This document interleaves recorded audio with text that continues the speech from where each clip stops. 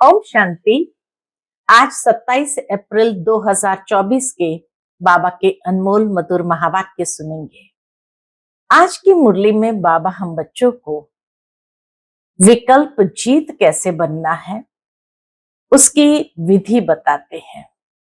बाबा कहे, कोई भी विकल्प मन के अंदर तब आता है जब हमारी दैहिक दृष्टि होती है। इसीलिए स्वयं को भी आत्मा समझो और दूसरों को भी भ्रुकुटी में आत्मा भाई के रूप में देखो।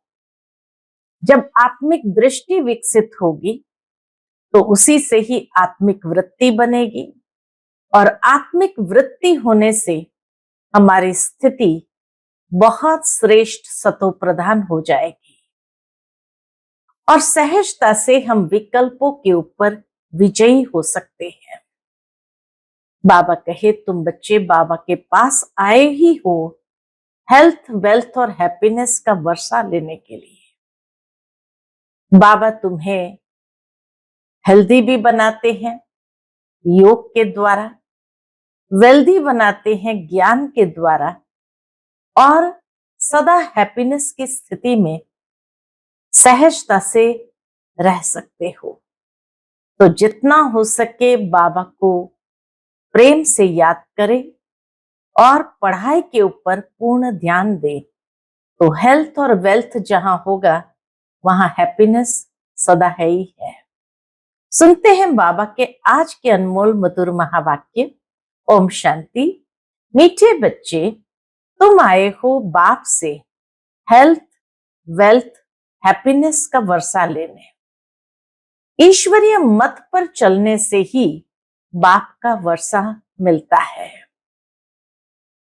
आज की मुरली से प्रश्न है, बाप ने सभी बच्चों को विकल्प जीत बनने की युक्ति कौन सी बताई है? उत्तर, विकल्प जीत बनने के लिए अपने को आत्मा समझ भाई भाई की दृष्टि से देखो। शरीर को देखने से विकल्प आते हैं, इसीलिए भ्रुकुटी में आत्मा भाई को देखो। पावन बनना है तो यह दृष्टि पक्की रखो। निरंतर पतित पावन बाप को याद करो। याद से ही कट निकलती जाएगी, खुशी का पारा चढ़ेगा और विकल्पों पर विजय प्राप्त कर लेंगे। ओम शांति। शिव भगवान वाच अपने शालिग्रामों प्रति। शिव भगवान वाच है तो जरूर शरीर होगा, तब तो वाच होगा। शिव भगवान वाच है तो जरूर शरीर होगा, तब तो वाच होगा। बोलने के लिए मुख जरूर चाहिए, तो सुनने वालों को भी कान जरूर चाहिए। आत्मा को कान, मुख चाहिए। अभी तुम बच्चों को ईश्वरीय मत मिल रही है, जिसको राम मत कहा जाता है। ईश्वरीय मत को ही राम मत कहा जाता है। दूसरे फिर है रावण मत पर। रावण मत है तो उसके अगेंस्ट में राम मत ही होगी। तो बाबा कहे, तुम बच्चे राम मत पर हो तो दूसरे फिर रावण मत पर है। ईश्वरीय मत और आसुरी मत। ईश्वरीय मत आधा कल्प चलती है। बाप ईश्वरीय मत देकर तुमको देवता बना देते हैं, फिर सतयुग त्रेता में वही मत चलती है। यहां से ही वो संस्कार ले जाते हैं, तो उसी संस्कारों के आधार पर चलते हैं जो ईश्वरीय मत पर बने हुए हैं। वहां जन्म भी थोड़े हैं क्योंकि योगी लोग हैं, और द्वापर कलयुग में है रावण मत।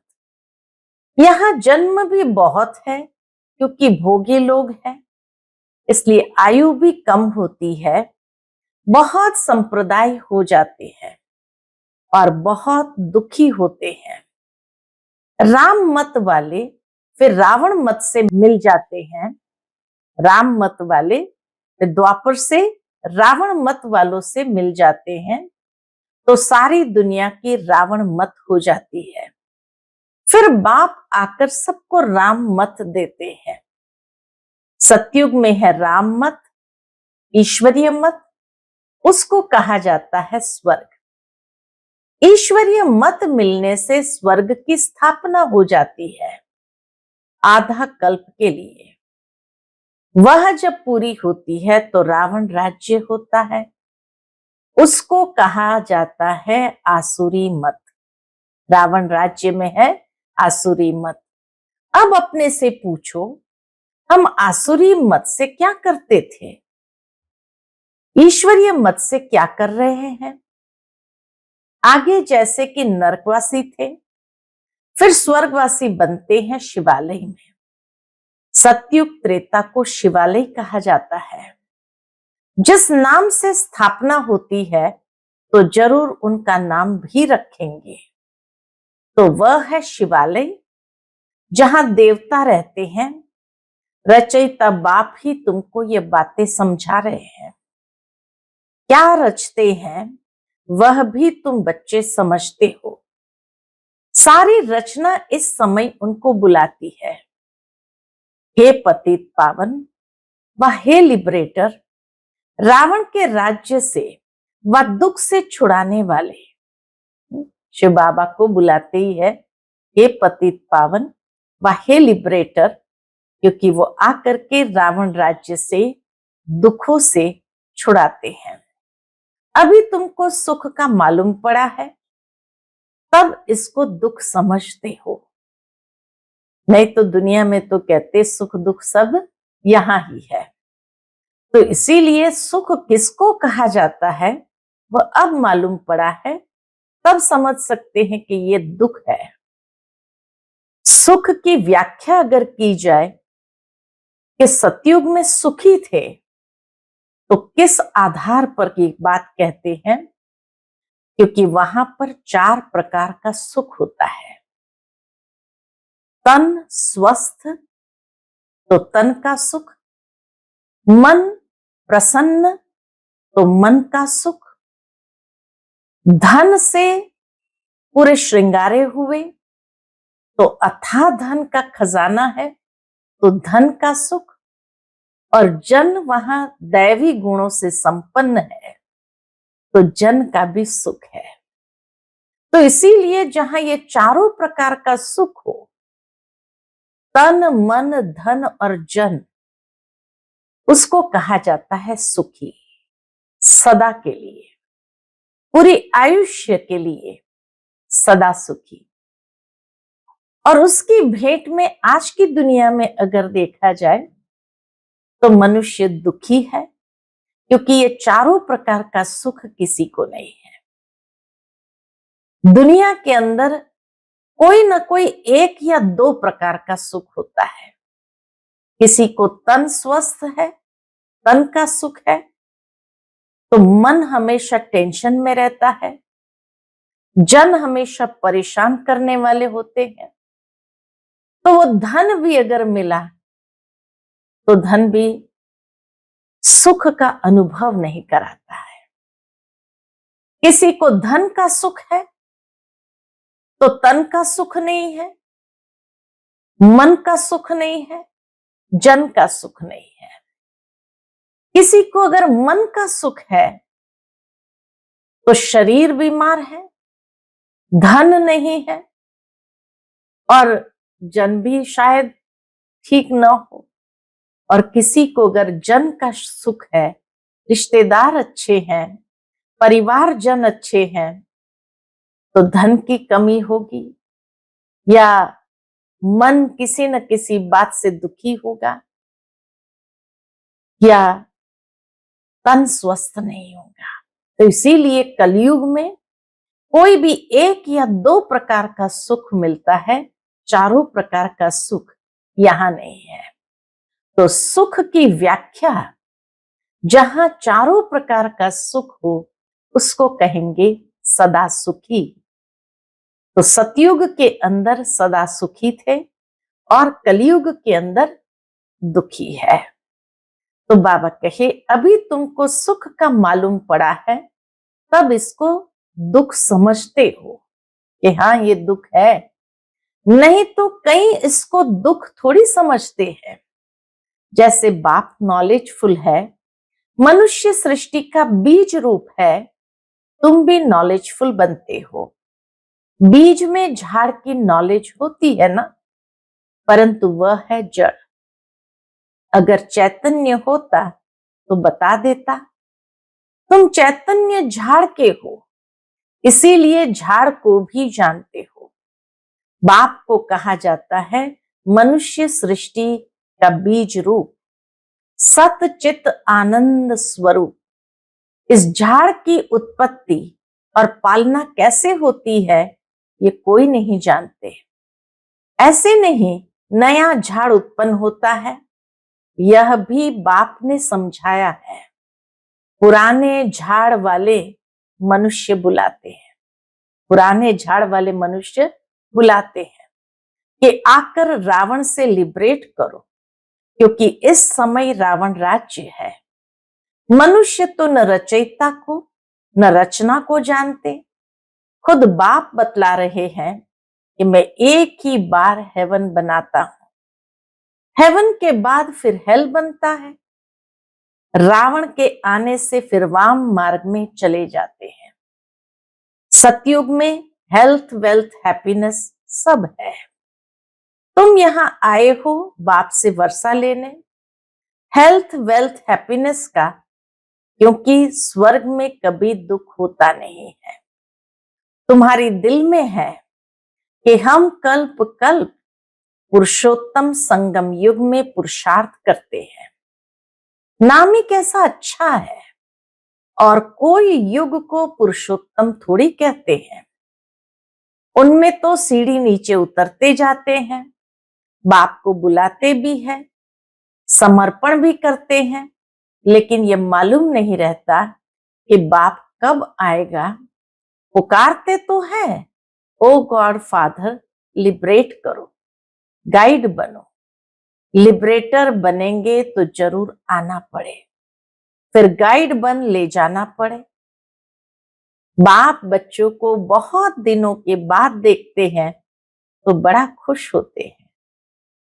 बाप दादा सभी बच्चों को बहुत दिनों के बाद देखते हैं, बहुत दिनों के बाद क्या, युगों के बाद देखते हैं तो बड़ा खुश होते हैं। वह है हद का बाप और यह है बेहद का बाप। बाबा क्रिएटर है, रच करके फिर उनकी पालना भी करते हैं। पुनर्जन्म तो लेना पड़ता है। किसको 10 किसको 12 बच्चे होते हैं, परंतु वह सब है हद के सुख। जो काग विष्ठा समान है, तमो प्रधान बन जाते हैं। तमो प्रधान में सुख बहुत थोड़ा है, तमो प्रधान में सुख बहुत थोड़ा है। तुम सतो प्रधान बनते हो तो बहुत सुख होता है।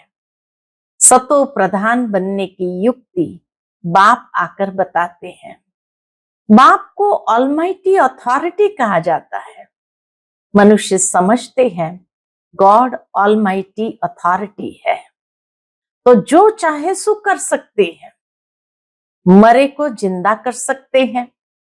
एक बार कोई ने लिखा, एक बार किसी ने बाबा को पत्र लिखा, अगर आप भगवान है तो मक्खी को जिंदा कर दिखाओ। ऐसे ढेर प्रश्न पूछते हैं। सुप्रीम अथॉरिटी और उसको कहे मक्खी को जिंदा करे, कितने नासमझी की बात कहेंगे। मैच्योरिटी भी नहीं, सुप्रीम अथॉरिटी क्या मक्खी को जिंदा करने आएंगे। ये है इस संसार के लोगों की समझ।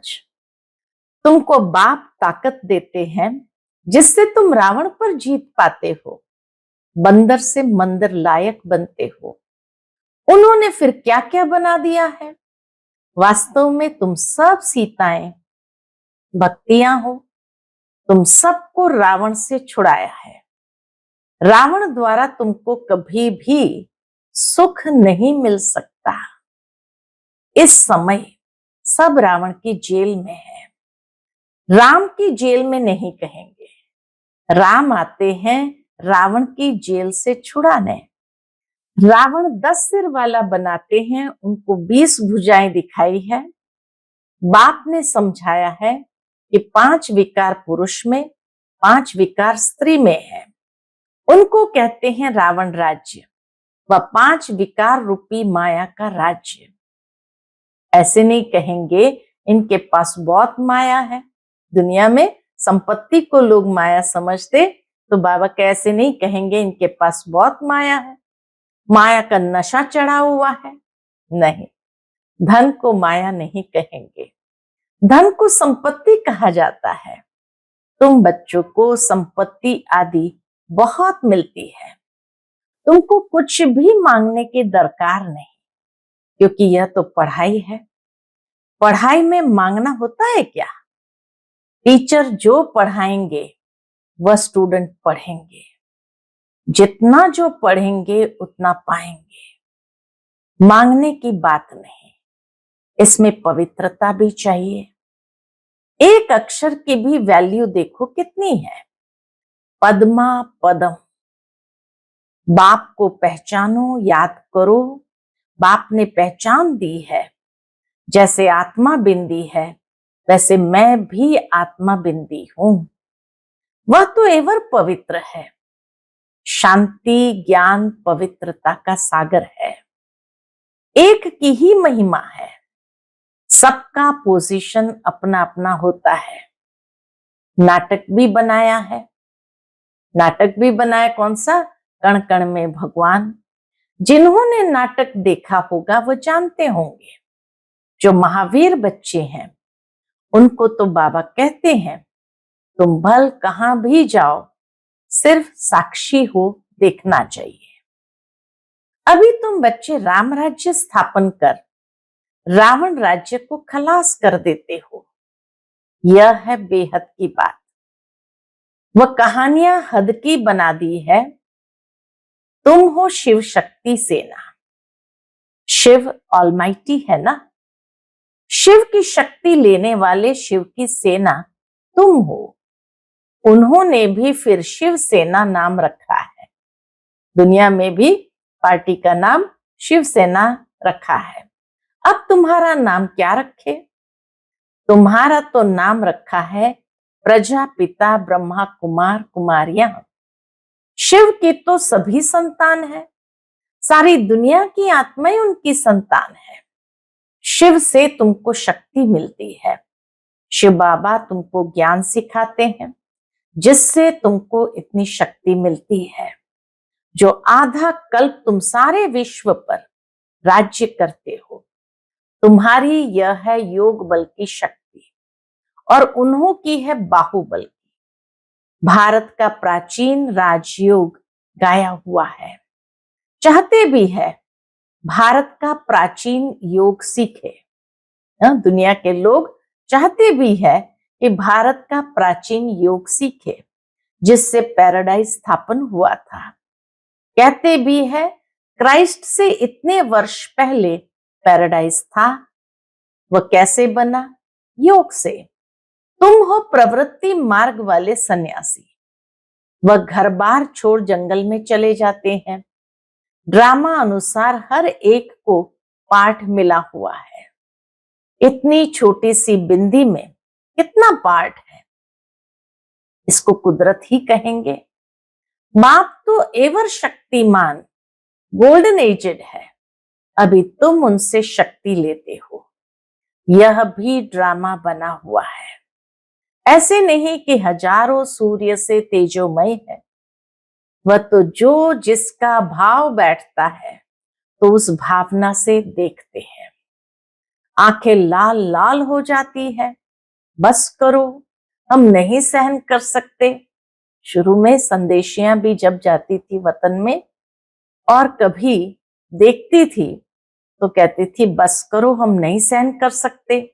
बाप कहते हैं वह सब भक्ति मार्ग के संस्कार है। यह तो नॉलेज है, इसमें पढ़ना है। बाप टीचर भी है, पढ़ा रहे हैं।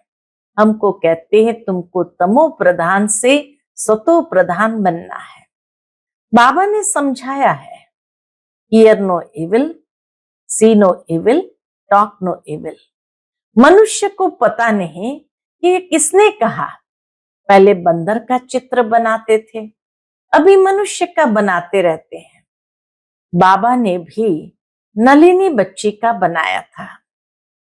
मनुष्य को भक्ति का नशा कितना है। भक्ति का राज्य है ना, अभी होता है ज्ञान का राज्य। फर्क हो जाता है। बच्चे जानते हैं बरोबर ज्ञान से बहुत सुख होता है, फिर भक्ति से सीढ़ी नीचे उतरते हैं। हम पहले सतयुग में जाते हैं, फिर जो मिसल नीचे उतरते हैं। 1250 वर्ष में 2 कला कम होती है। चंद्रमा का मिसाल है। चंद्रमा को ग्रहण लगता है, कलाएं कम होने लगती है, फिर धीरे धीरे कलाएं बढ़ती है। तो 16 कला होता है, वह है अल्पकाल की बात। यह तो है बेहद की बात। इस समय सभी पर राहु का ग्रहण है। ऊंचते ऊंच है बृहस्पति की दशा, नीचे में नीची है राहु की दशा। एकदम देवाला निकाल देते हैं। बृहस्पति की दशा से हम चढ़ते हैं। वह बेहद के बाप को जानते नहीं है। अब राहु की दशा तो सब पर बरोबर है। यह तुम जानते हो और कोई नहीं जानते। राहु की दशा ही इनसॉल्वेंट बनाती है। बृहस्पति की दशा से सॉल्वेंट बनते हैं। भारत कितना सॉल्वेंट था। एक ही भारत था। सतयुग में राम राज्य पवित्र राज्य होता है, जिसकी महिमा होती है। अपवित्र राज्य वाले गाते हैं, क्या गाते हैं? मैं निर्गुण हारे में कोई गुण नाही। ऐसी संस्थाएं भी बनाई है, निर्गुण संस्था।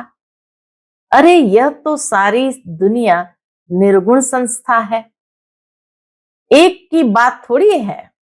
बच्चे को हमेशा महात्मा कहा जाता है, तुम फिर कहते हो कोई गुण नहीं। यह तो सारी दुनिया है जिनमें कोई गुण न होने कारण राहु की दशा बैठी है। अब बाप कहते दे दान तो छूटे ग्रहण। अब जाना तो सबको है ना, देह सहित देह के सभी धर्मों को छोड़ो, अपने को आत्मनिश्चय करो।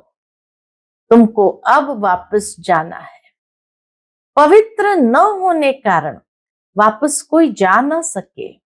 अब बाप पवित्र होने की युक्ति बताते हैं। बेहद के बाप को याद करो। कई कहते हैं बाबा हम भूल जाते हैं। बाप कहते मीठे बच्चों, पतित पावन बाप को तुम भूल जाएंगे तो तुम पावन कैसे बनेंगे? विचार करो कि ये क्या कहते हो। जानवर भी कभी ऐसे नहीं कहेंगे कि हम बाप को भूल जाते हैं। तुम क्या कहते हो? मैं तुम्हारा बेहद का बाप हूं। बाबा को आश्चर्य लगता है जब बच्चे कहते बाबा हम आपको भूल जाते हैं। तो बाबा कहते तुम क्या कहते हो? मैं तुम्हारा बेहद का बाप हूं। तुम आए हो बेहद का वर्षा लेने। निराकार बाप साकार में आए तब तो पढ़ाए। अभी बाप ने इनमें प्रवेश किया है। यह है बाप दादा। दोनों की आत्मा इस भ्रुकुटी के बीच में है। तुम कहते हो बाप दादा, तो जरूर दोनों आत्माएं होगी, शिव बाबा और ब्रह्मा की आत्मा। तुम सब बने हो प्रजापिता ब्रह्मा कुमार कुमारियां। तुमको नॉलेज मिलती है तो जानते हो हम भाई भाई हैं। फिर प्रजापिता ब्रह्मा द्वारा हम भाई बहन बनते हैं। ये याद पक्की चाहिए। परंतु बाबा देखते हैं कि बहन भाई में भी नाम रूप की कशिश होती है। बहुतों को विकल्प आते हैं। अच्छा, शरीर देखकर विकल्प आते हैं। अब बाप कहते अपने को आत्मा समझ, भाई भाई की दृष्टि से देखो। आत्माएं सब ब्रदर्स है। ब्रदर्स है तो बाप जरूर चाहिए। सबका एक बाप है। सभी बाप को याद करते हैं। अभी बाप कहते हैं सतो प्रधान बनना है तो माम एकम याद करो। जितना याद करेंगे तो कट निकलती जाएगी, खुशी का पारा चढ़ेगा और कशिश होती रहेगी नंबरवार पुरुषार्थ अनुसार। अच्छा, मीठे मीठे सिकिलते बच्चों प्रति माता पिता बाप दादा का याद प्यार और गुड मॉर्निंग। रूहानी बाप की रूहानी बच्चों को नमस्ते। हम सभी रूहानी बच्चों की रूहानी माता पिता बाप दादा को याद प्यार, गुड मॉर्निंग और नमस्ते नमस्ते। शुक्रिया बाबा, शुक्रिया। आज की मुरली से धारणा के लिए मुख्य सार है।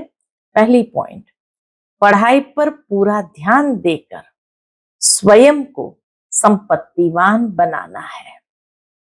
कुछ भी मांगना नहीं है, एक बाप की याद और पवित्रता की धारणा से पद्मा पदम पति बनना है। दूसरी पॉइंट, राहु के ग्रहण से मुक्त होने के लिए विकारों का दान देना है। Hear no evil, see no evil, talk no evil. जिन बातों से सीढ़ी नीचे उतरे, निर्गुण बने, उन्हें बुद्धि से भूल जाना है। आज का बाप दादा का मधुर वरदान हम बच्चों के प्रति है। पहले आपके मंत्र द्वारा सर्व का सम्मान प्राप्त करने वाले निर्माण सुमहान भव। पहले आपके मंत्र द्वारा सर्व का सम्मान प्राप्त करने वाले निर्माण सुमहान भव। यही महामंत्र सदा याद रहे कि निर्माण ही सर्व महान है, निर्माण ही सर्व महान है। पहले आप करना ही सर्व के सम्मान प्राप्त करने का आधार है। महान बनने का यह मंत्र वरदान रूप में सदा साथ रखना। वरदानों से ही पलते उड़ते मंजिल पर पहुंचना। मेहनत तब करते हो जब वरदानों को कार्य में नहीं लगाते। अगर वरदानों से पलते रहो, वरदानों को कार्य में लगाते रहो, तो मेहनत समाप्त हो जाएगी। सदा सफलता और संतुष्टता का अनुभव करते रहेंगे, अनुभव करते रहेंगे। आज का स्लोगन है, सूरत द्वारा सेवा करने लिए अपना मुस्कुराता हुआ रमणीक और गंभीर स्वरूप इमर्ज करो। सूरत द्वारा सेवा करने के लिए अपना मुस्कुराता हुआ रमणीक और गंभीर स्वरूप इमर्ज करो। अर्थात रमणीकता और गंभीरता का बैलेंस होगा तो सहज ही मुस्कुराते रहेंगे और सूरत द्वारा भी सेवा होती रहेगी। ओम शांति।